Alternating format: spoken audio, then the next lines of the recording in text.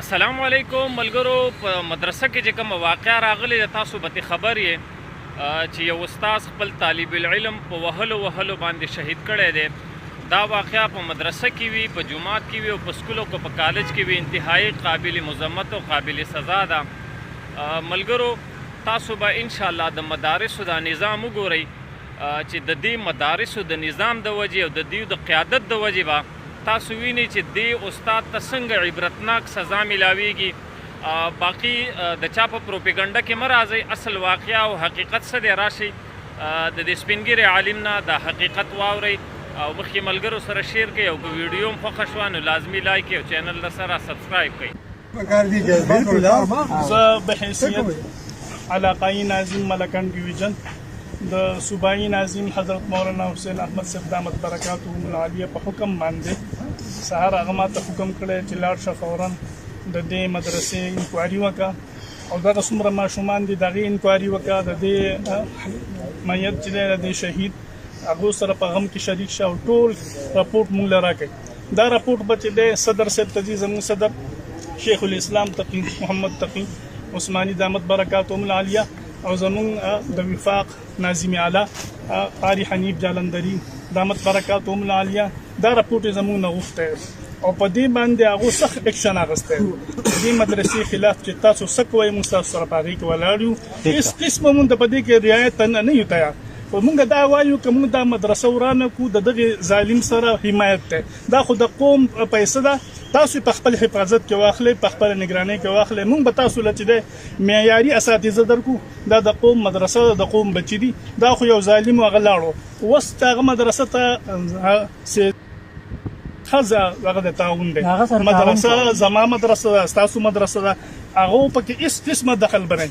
تاسو چې دی په خپل دغه کې واخلئ، تحویل کې خپله جغنده ورته ولګوئ. مونږ ته چې تاسو څه حکم کوئ موږ ستاسو سره تیار. په دې غم کې موږ ستاسو سره شریک یو. تاسو به وروستي موږ به ستاسو نه مخکې یو چې تاسو عدالتي کاروایي څه کوئ موږ ستاسو سره په هغې کې ولاړ یو. تاسو موږ ته څه اډر کوئ موږ ستاسو سره په دې کې حمایت کوو. هېڅ قسمه موږ په دې کې رعایت ته تیار نه یو. ستاسو سره ولاړ یو. تاسو وروستي موږ مخکې راځئ چې زموږ انشاءالله. زما نهایت درجې قابل قدر علماء کرام او د دې محرم څومره داسې کېږي دي او زموږ د دې علاقې او مشران ګورئ دا زموږ راتلل دلته کې دا داسې راتلل نه دي.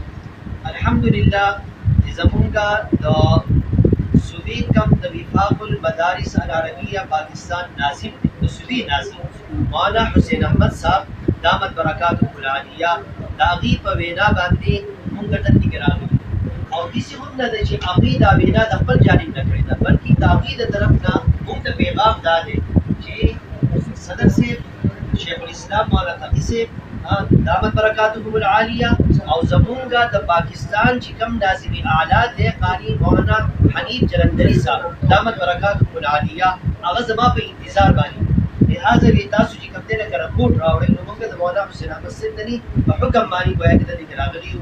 باقي کې زموږ سره علاقائی ناظم مولانا قاری محب الله صاحب وفاق المدارس العربیه پاکستان معاون ناظم او د هغې څخه د وحدت زموږ سره ناست دی مولانا عصمت حاجي صاحب او دغه رنګې چې د جمعیت چې دی نو د هغې امیر محترم هغه مولانا سید قمر صاحب علاقائی چې کوم مسؤول زموږ مولانا فهیم صاحب زموږ په حیثیت د یو ذمه دار چې دی نو د وفاق باندې هغه کې حاضر شي.